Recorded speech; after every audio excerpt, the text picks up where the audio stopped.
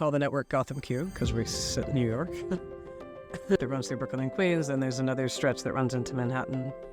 It currently terminates at NYU in the Manhattan campus, but we have another set of strands that are going to a data center in downtown Manhattan. And the idea is to use all of this as like a living testbed. These were the same everywhere in the universe, so whether it's outer space, underwater, on a mountain, whatever, provide a very high-precision reference tool. Like if you're trying to do something as sophisticated as quantum networking, where a lot of these protocols have to actually operate in a level of precision which has never been seen by normal digital communications, you need to have some way to do that at scale. And atoms offer a very interesting way to do that because of this ability to locally reference them. Welcome to Tough Tech Today with Mayan and Miller. This is the premier show featuring trailblazers who are building technologies today to solve tomorrow's toughest challenges. Welcome to Tough Tech Today. This episode is part 2 on our focus on the quantum sciences. And so I'm joined today by Noel Goddard, CEO of Qunnect. Noel, thank you so much for joining us. Please give our audience some orientation on all things with Qunnect and what you're working on. Well, thanks so much for the invitation to join. It's such an appropriately named podcast because there's a lot of tough tech out there, and quantum is certainly in the tough tech bucket. I remember when I started pitching this company in the early days, trying to figure out what was the title of the type of VC that we would talk to. Because there are all of these different categories for how deep you go, right? Like deep tech, frontier tech, pioneering tech, etc. So Qunnect is a quantum networking company. We're located in the Brooklyn Navy Yard, and we transform existing telecom fiber into quantum networks, which basically means that we create quantum channels to connect quantum devices. Just like we think about the modern internet today, connected digital devices, we do that for quantum. So we had met a few years back, and it was, I think it was originally at Q2B, which is a conference that, as the name maybe suggests, the acronym is Quantum to Business. And through those interactions, on behalf of my prior employer, it did result in an investment into Qunnect. This is now, a couple years ago in total. But since then, your company has been working on, I think, emblematic that quantum to business pathway. Can you elaborate on the how you're thinking about productizing some of these like frontier aspects of it's like new physics. It feels like new algorithms, new mathematics, new comp sci. How does one even orient oneself in that space? I think it's a great question, largely because I think the challenge of operating in quantum is that it's emerging tech in an emerging market. So you have to build the market at the same time that you're bringing the tech to market, which means you have to be probably more sensitive than anyone to listening to emerging trends and interests and be ready to pivot in order to try to best. People always say, product market fit is what kills lots of companies. You have to be hyper attuned to it in quantum, because the people who speak sort of the more buzzword language of quantum solves everything, and let's just, use a quantum computer per se to solve all the problems that are hard now faster. You don't want to be caught in the sort of hype delivery cycle, because at some point you have to put out, right? You have to actually put a product into the universe which fits a need if you want to have something which is a scalable market. So the way we've been thinking of it has evolved over the years. We started off as a quantum memory company because this was the technology that we spun out of the university with. And it was a classic example of a tech that had an interesting differentiation. So our quantum memory requires no cryogenics, which in quantum is rare, and fit a sort of market need that if you were going to be able to deploy these things at scale, you wouldn't have to put all of the specialty infrastructure also at scale. So we started off thinking of ourselves as a quantum memory company, but very shortly thereafter, it became obvious that the market needed something that was more like a quantum networking company with a drop-in solution to do networking. And our first goal within that space was to do something that was a more complicated problem, which was to start building a system that would be upwardly compatible for very long-distance networking.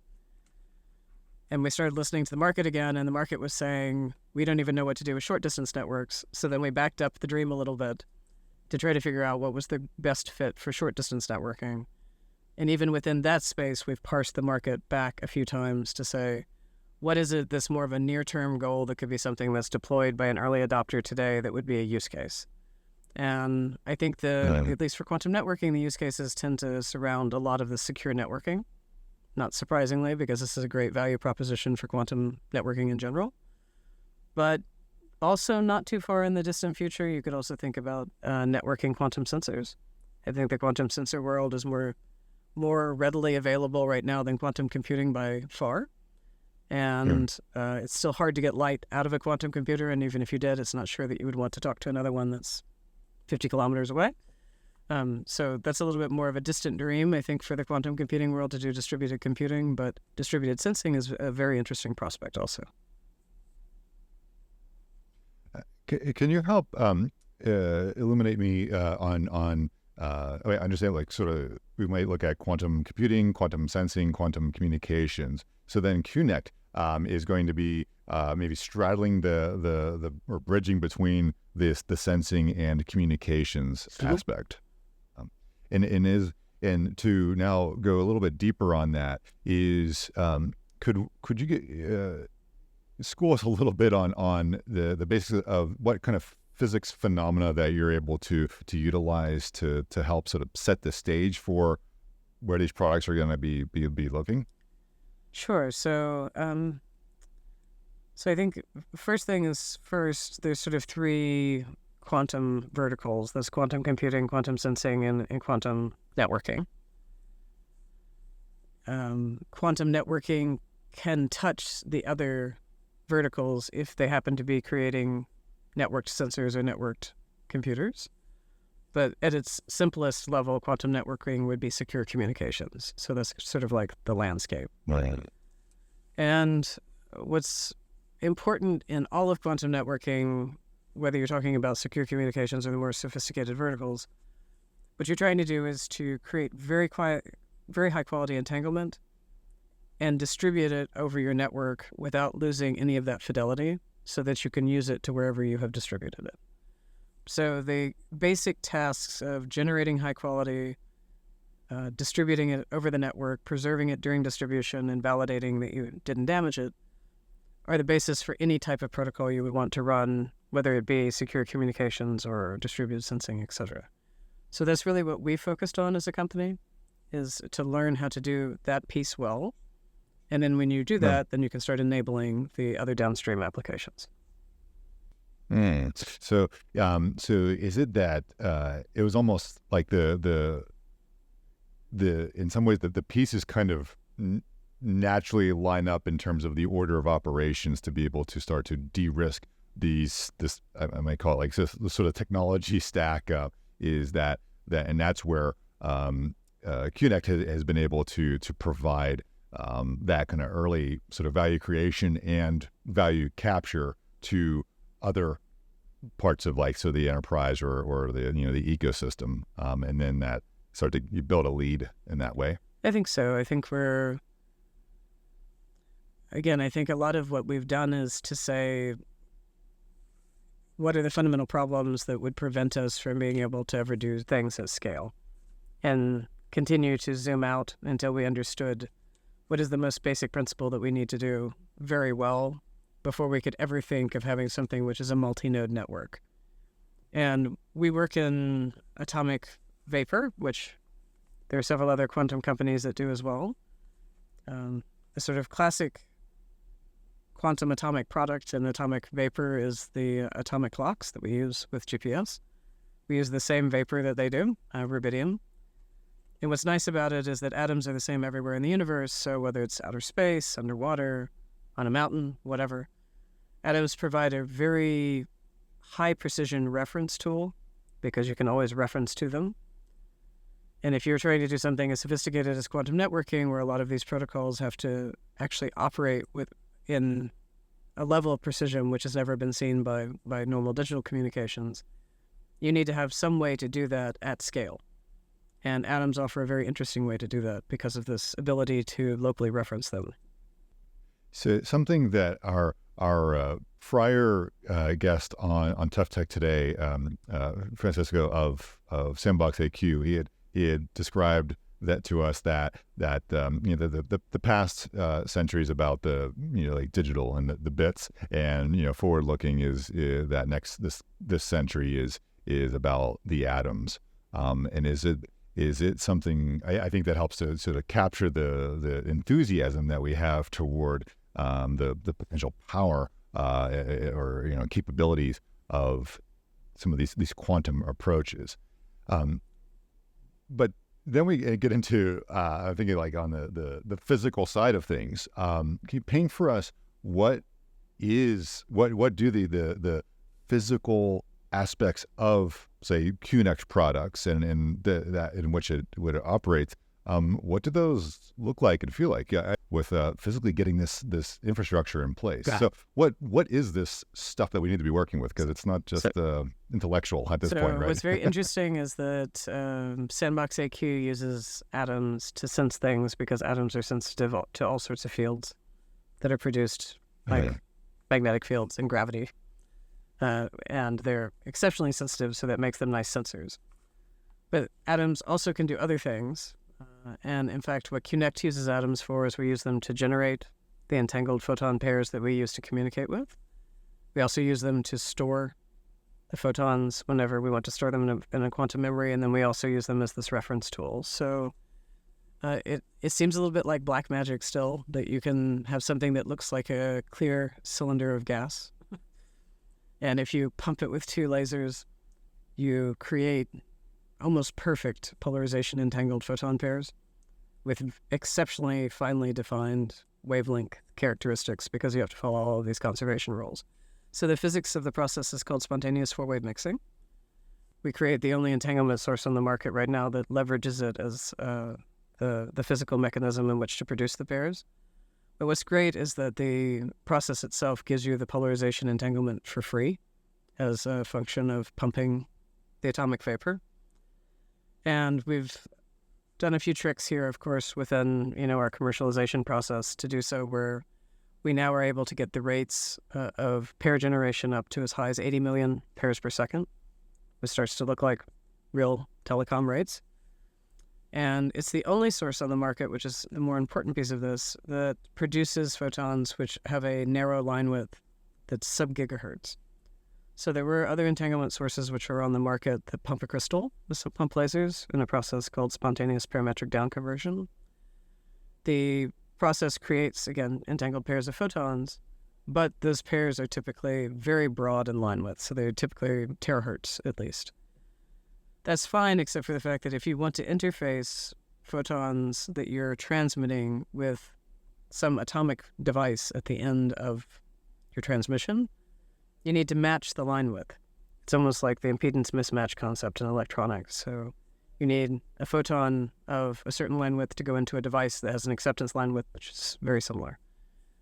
Our device produces sub-gigahertz photons, which is obviously much smaller than terahertz. And the advantage of that is most atomic devices, whether they be atomic-based memories, atomic-based sensors, or atomic-based computers, are looking for photons which are in the hundreds of megahertz in line width. So we think it's a very compelling reason to also be using atoms. So create very pure, narrow line width photons at high rates. Quantum secure communications. To me, it's that the secure part is key here in that it's enabling, say, you and I to communicate without having a third party being able to snoop. Because if that person or entity does try to listen in, our messages would be destroyed in transit. So it's kind of provably secure. Is that an accurate sort of portrayal of what Qunnect's working on and with its hardware? It's definitely in the right direction. So I think that one of the bigger concept for Qunnect is that when you have the ability to distribute a pair of entangled photons, you could effectively be a utility who's distributing one photon to one location and one photon to the other. Since they were entangled to begin with, you have now distributed an entangled pair to two devices that could use them.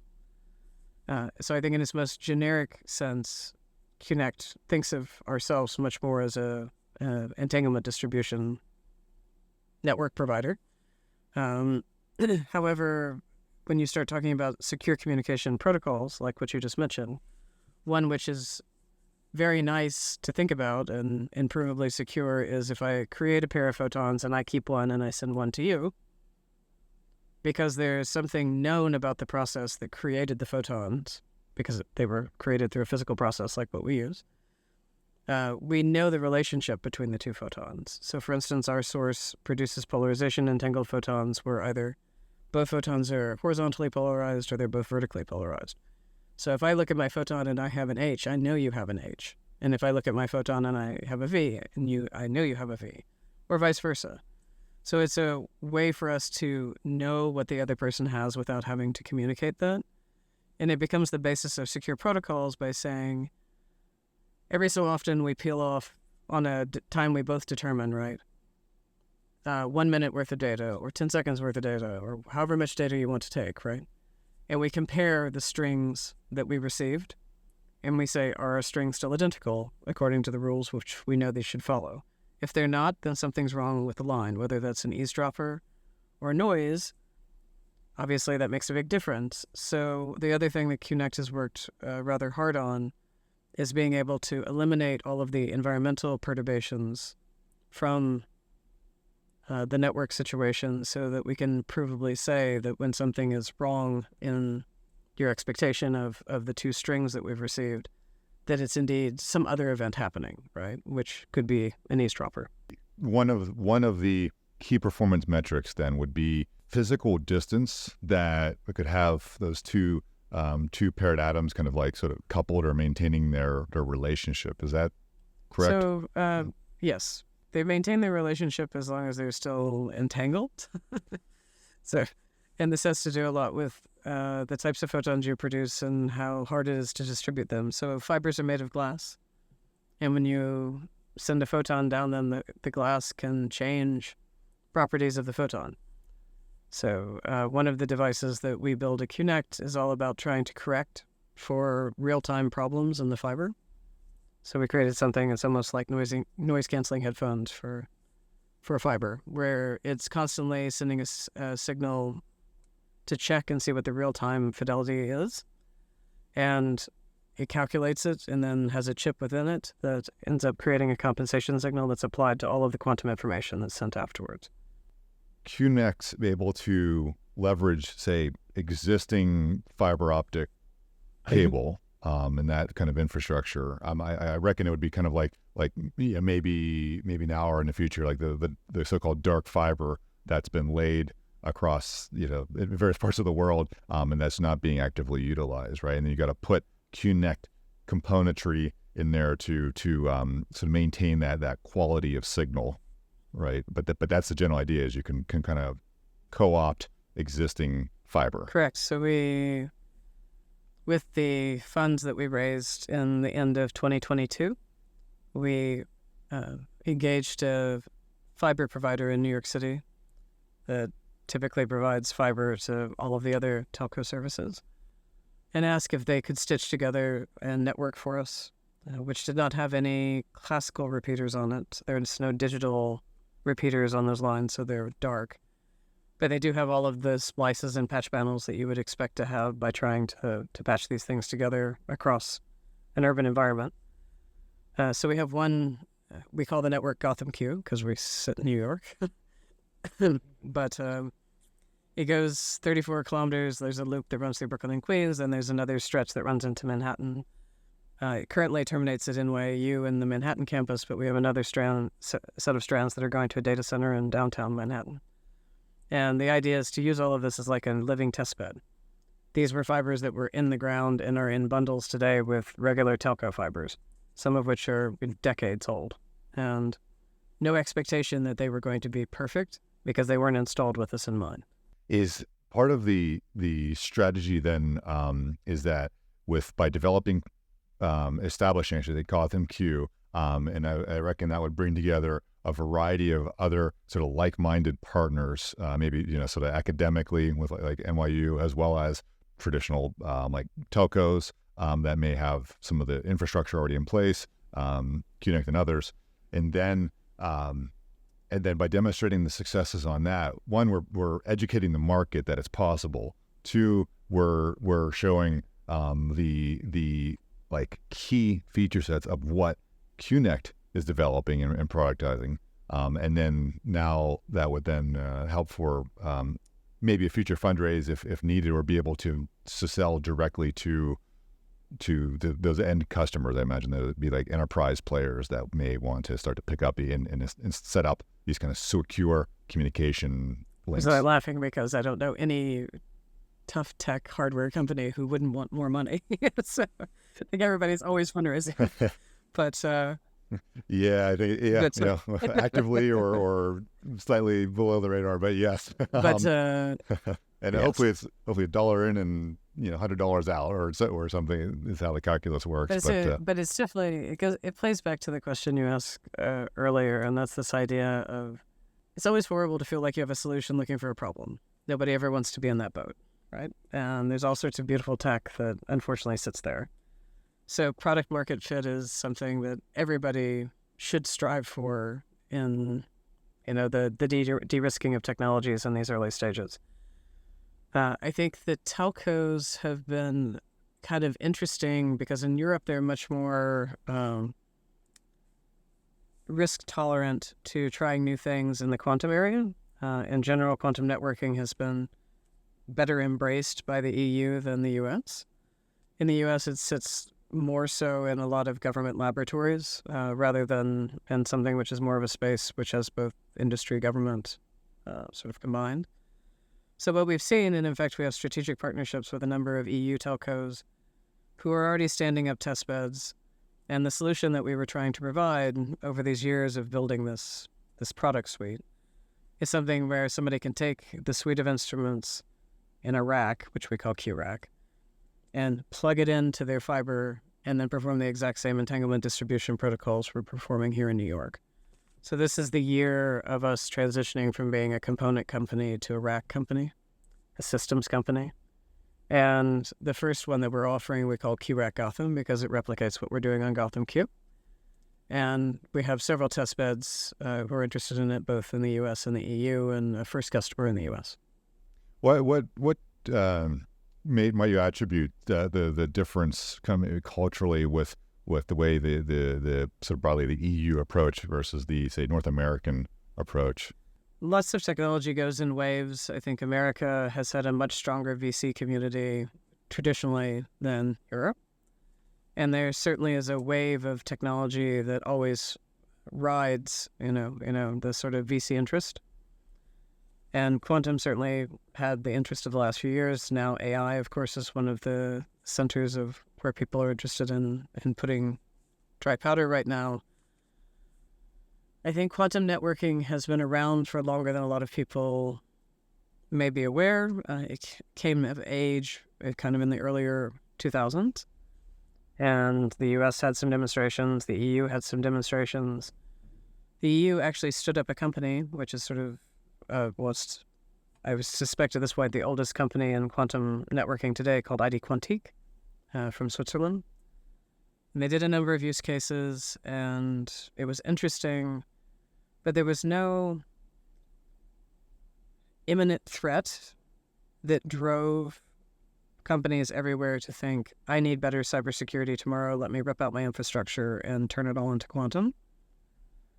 Because that's a big lift for any company. And we can see it now with the sort of reticence in adopting PQC, the post-quantum cryptography algorithms that NIST has been working on all of these years.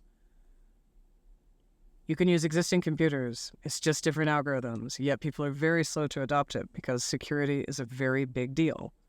And I think in the OOs, we didn't have the same urgency that we have now. So now there's obviously an urgency, and that's driven by this unfortunate, sort of, they call it Q-Day, when a quantum computer will be able to break RSA codes. So we know we need a better system. but we have to somehow figure out how to plug the gap a little bit to get there. Now, EU has decided that a good way to approach this has been take the technology that they know worked in its earlier form, called QKD, and establish quantum networks in all of the member states with the intent that it will be a stepping stone to more sophisticated technologies. The US, by contrast, when evaluating this, the NSA decided that because the first-generation technologies had some critical flaws, that no investment should be made in order to retrofit any infrastructure, and they would not recommend it as a path. By doing so, they can basically collapse a whole field of research because everybody interprets that type of opinion as being the DoD will never want it, never need it, never this. So it just went away.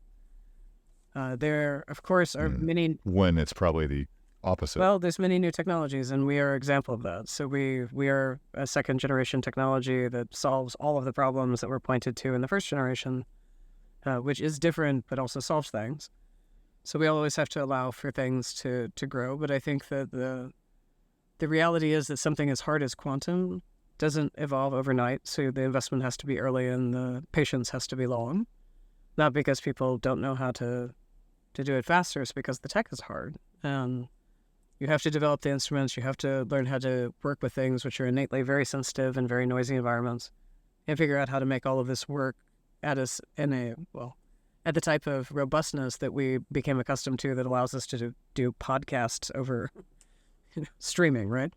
So the lift right now, the problem is that quantum competes in a value space where normal telco is all about better data compression algorithms, better bandwidth, better streaming speeds.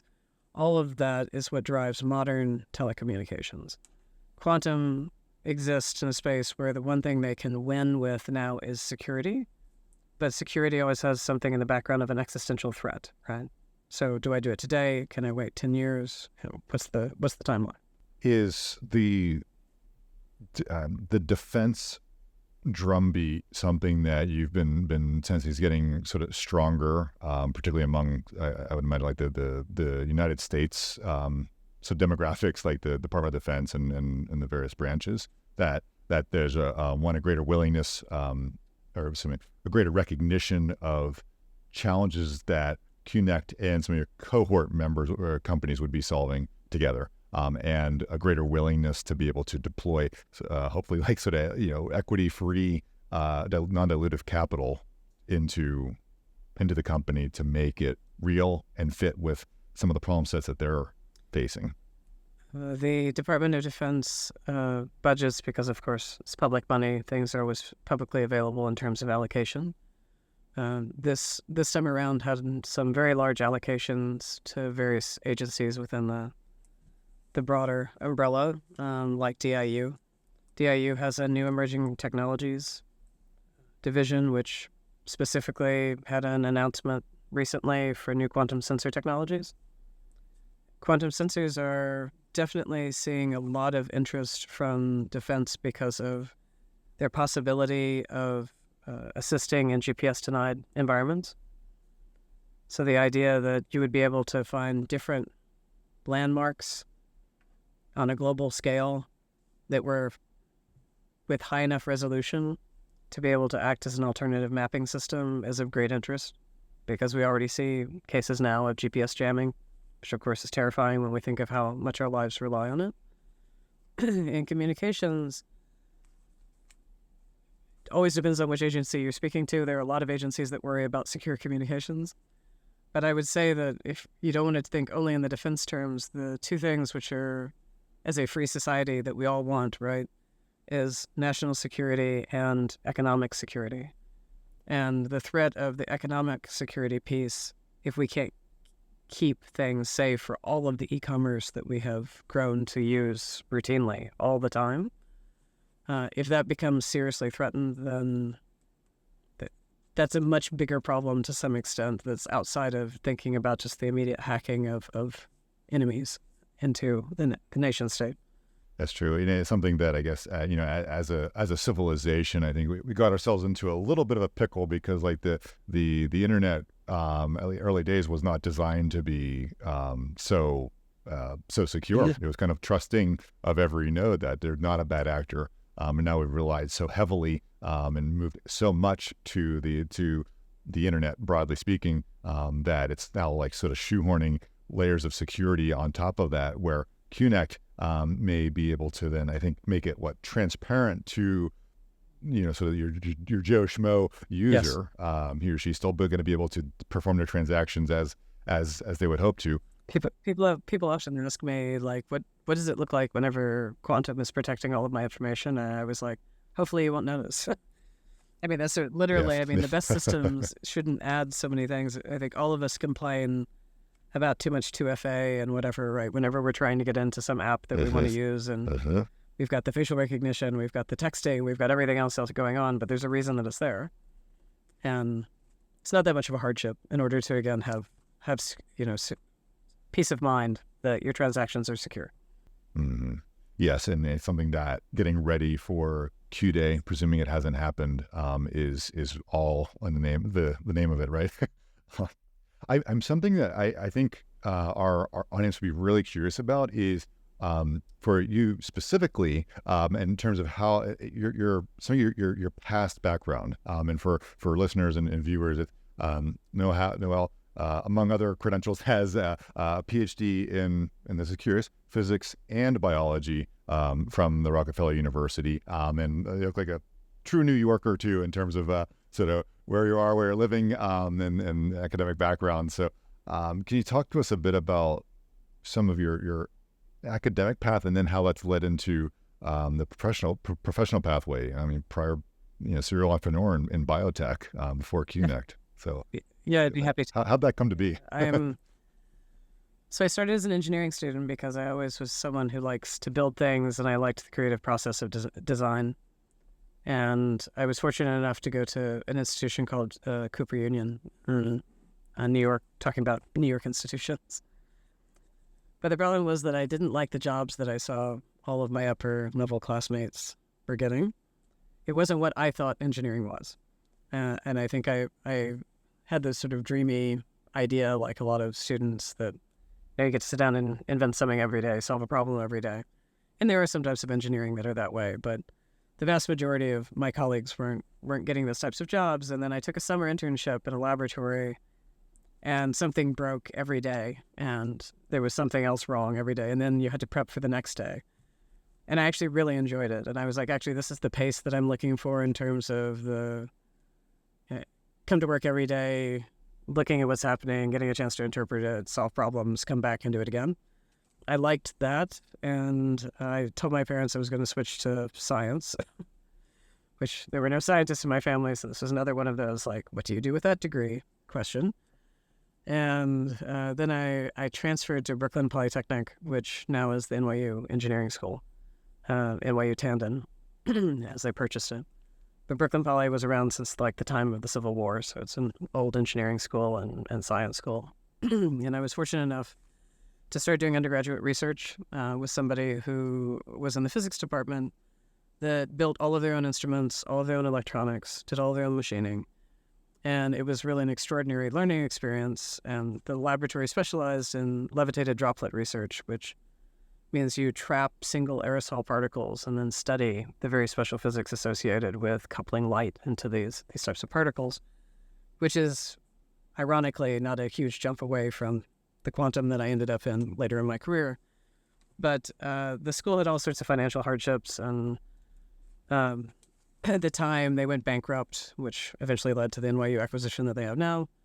I went looking for what might be next, and Rockefeller had this interesting degree program that if you had your graduate physics, you could pick up your graduate biology. It was one of the early versions of interdisciplinary programs, and for your listeners that don't routinely crisscross with the biology community, Rockefeller's a sort of magical institute up on the Upper East Side that has had, I don't know, by this point, 25 or more Nobel Prize-winning scientists at it in some maybe 100 years of existence. It's a fairly fantastic place that was a medical institute that really focused on trying to do the best in research. So the then president was very into having interdisciplinary scientists work together because he thought it was important for advancing all fields. particularly in the side of building up medical diagnostics and new technologies to help with basic research. So I did my PhD there, then had the great fortune to study with some very, again, famous physicists. My physics advisor is Albert Lieb-Chabert, who did some of the earliest work on describing the transitions experimentally between chaos and order in supercooled helium, which led him to a lengthy career in biology and biophysics by studying all sorts of things that happen in very small cells that have to do with the fluid dynamics there as well. And then my biology advisor was the Nobel Prize winner, Josh Lederberg, who was a sort of constant thinker and had done something in every part of biology and, in fact, some stuff in early computer science. So it was a really great way to get a broad education, which I think that if I have to describe my transitions at all, it has a lot to do with the fact that I always wanted to study interesting problems, and often to study them well, you had to take in many fields. My postdoc was in a technology lab at Harvard. I was a Society of Fellows fellow, and it allows you to work anywhere in the university. So I worked in George Church's lab, who, of course, has spun out dozens of companies by this point. So he's a serial entrepreneur and a very forward-leaning biotechnology space. So working always at the edge of the problems I like to solve are the ones that don't have just a single field or a single flavor to them, right? And then I left Harvard to become a professor at CUNY because I think that offering undergraduates really high-quality science education and research opportunities is a great way for everyone to benefit as a society. I was there for 6 years, and then I jumped out and decided to start my own company, which was not successful, but it taught me what I didn't know. And eventually, after working there and then leading another company after that, the state of New York asked me if I would work with them to identify early stage opportunities in the state of New York that needed help getting off the ground in deep tech and biotech. That's how I met Qunnect, and we've been together ever since 2019. Oh wow, yeah, I think it's really inspiring in the way that that you've been able to. I don't know if thread the needle is the right analogy, but being able to maybe sort of synthesize a lot of sort of different interests and abilities, and to get to where you are now, where it's I think it demands it needs individuals like you who are able to not just look in one field and like how's it been done? Well, we'll kind of do it the same but slightly different. It's not about that now. It's a lot of fusing together of different. Well, what's different kind of fun is that if you look at the types of majors that are in colleges now, I think it's well recognized that it's a blur, right? It used to be that you could do computer science with a little bit of bio and bio with a little bit of computer science, and now, of course, they're completely blended degree programs for that, and some fantastic research and drug discovery and other things that come out of it, and that's just one of many examples, right? Yeah, it's something that I think even like anybody should be able to learn to program computers. Not that you're going to become a professional software developer, but to be able to learn how to interface with something that governs so much of our lives in one way or the other. It's just important to have some of these kinds of skills and willing to try to see what the other side is doing, so to say. Absolutely. Is there something that I think is maybe latent as a field, but it's something that you anticipate that's going to be growing more prominent over the coming years that you may recommend our listeners and viewers to, that if they're interested in like what you're talking about and they've looked at like what Qunnect's working on in GothamQ, that there's certain areas that you suggest that they sink their teeth into, because it's you have like conviction that's probably going to get more important as things develop. It's an interesting question because we're often asked to give our opinion on quantum curriculum in colleges. Like, what would our students need to know in order to work with you? That comes up not infrequently. So I think that obviously a traditional quantum physics course is good for everyone because it's like learning basic arithmetic. You need to know the basics to be able to do anything with it. In our particular field, quantum information theory, so a quantum information course, sometimes you can find them in computer science departments because of the interest in interfacing to quantum computers. So a lot of better schools have now sort of quantum classes within their quantum in their computer science departments. So I think studying basic quantum information theory and also quantum optics are two very empowering topics for what quantum will be. And there are all sorts of other types of physics. So most of the physicists that are our chief scientists and our R&D scientists, they're all the type of physics called AMO, atomic, molecular, and optical. So that's a kind of class of studies that you would do in specialization during your PhD. But almost all of them spent time doing quantum optics and some type of quantum information theory to be able to understand the types of problems that we might want to address. But what's interesting is that you can find so much even on quantum information theory just on the web. There are lectures. You can listen to a series of lectures by people who have written some of the introductory textbooks. In fact, just the other day, one of my colleagues, former colleagues, Mark Hillary from Hunter College, CUNY, has a whole series of lectures which are now online, which introduce you to a lot of the basic concepts of quantum information theory. He also wrote a textbook on it, right? So it's nice to see that now becoming part of the visual learning environment.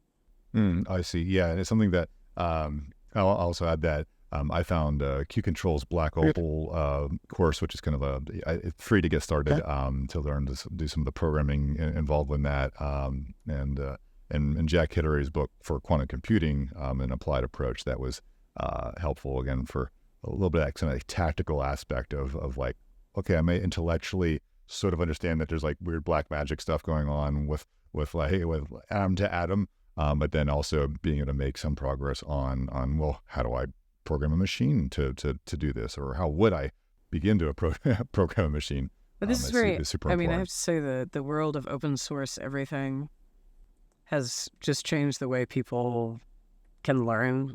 So Qiskit, which is of course the IBM language, which is also freely available, has enabled schools everywhere to allow students to engage now in some sort of quantum simulator, basically, so that they could program their own quantum computer.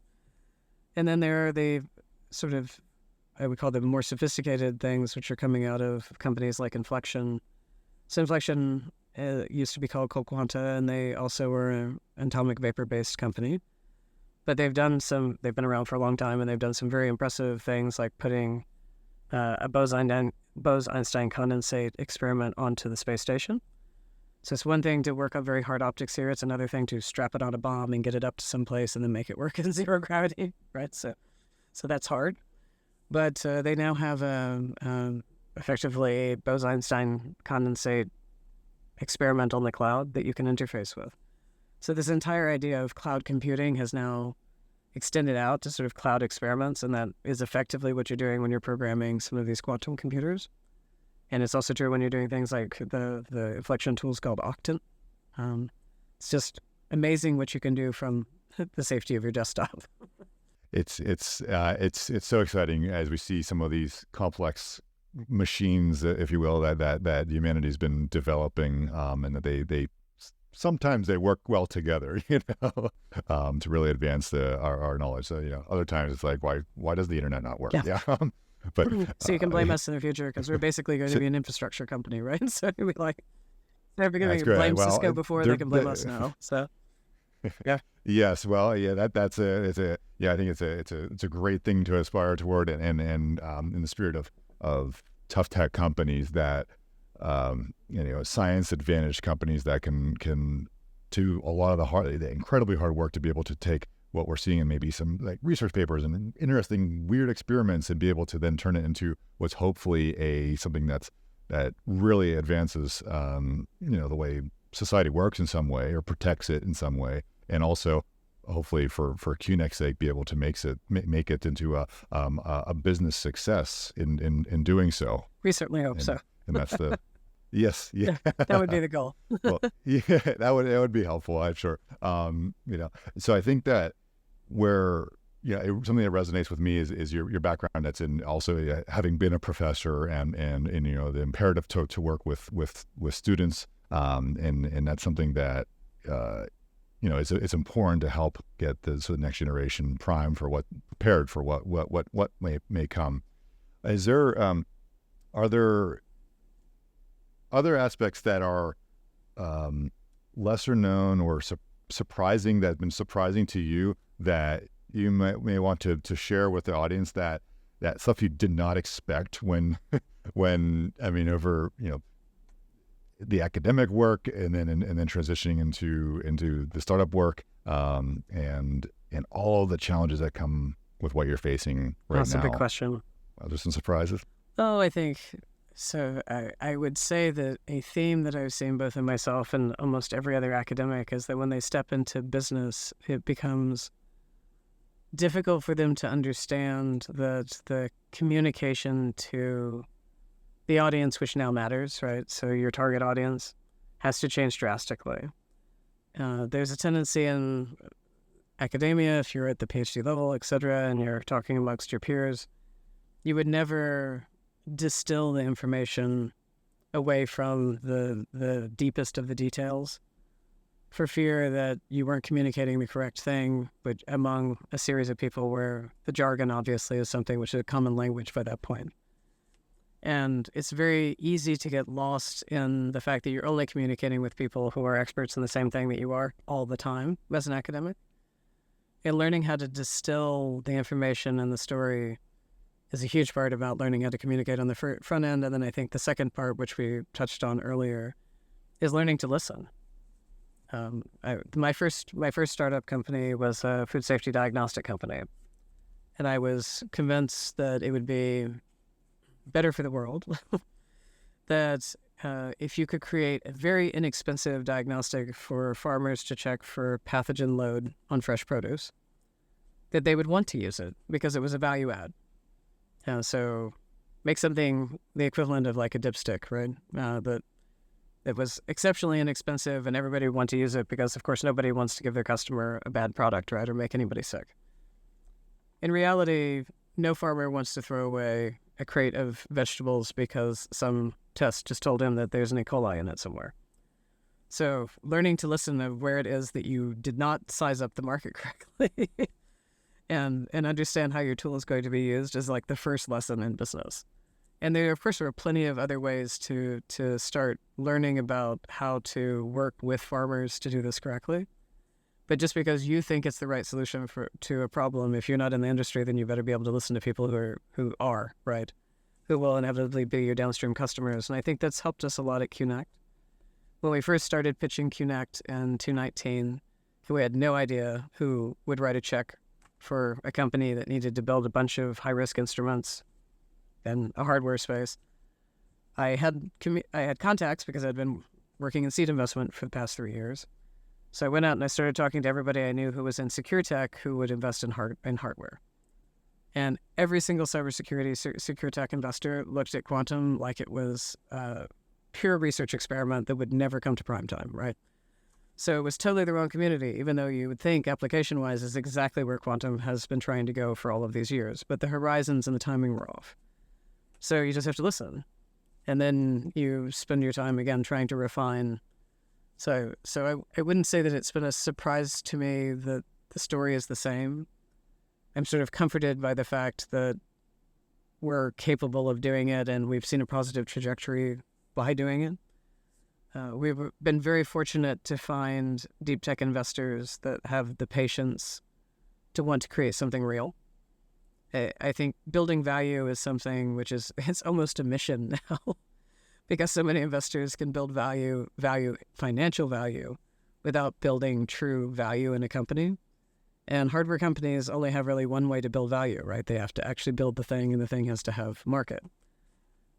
We have investors who believe in us to do that, some of which are government and some of which are, aerospace type companies which have much longer horizons. I think they've been very good for the U.S. in general. When you look around at who is doing risky investing, you would be surprised that a lot of them are corporate VCs. The corporate VCs, which are not necessarily strategic-based VCs, but the ones who are majority LPs in a related corporate investment shell, they're willing to take risks because they have the luxury of timelines. And they are interested in being technology providers, right, and producing things. And I think it's always, I don't mean to say that software is ever easy, but the lift and certainly the capital investment is different. it's such sage advice and prudent observations from someone who has definitely been living, eating, and breathing it for years. I mean, Qunnect, it's funny, right? I mean, Qunnect literally has been de-risking just the basic tech for a few years.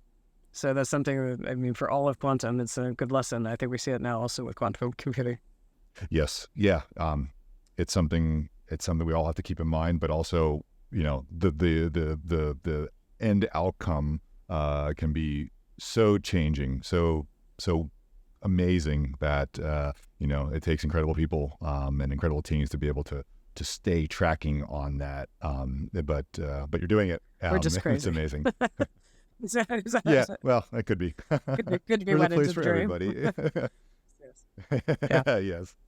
Well, Noel, I really appreciate our time together. Something that we invite each guest on the Tough Tech today is to do a little sign off for us. I'm Noel Goddard, CEO at Qunnect, and stay tough.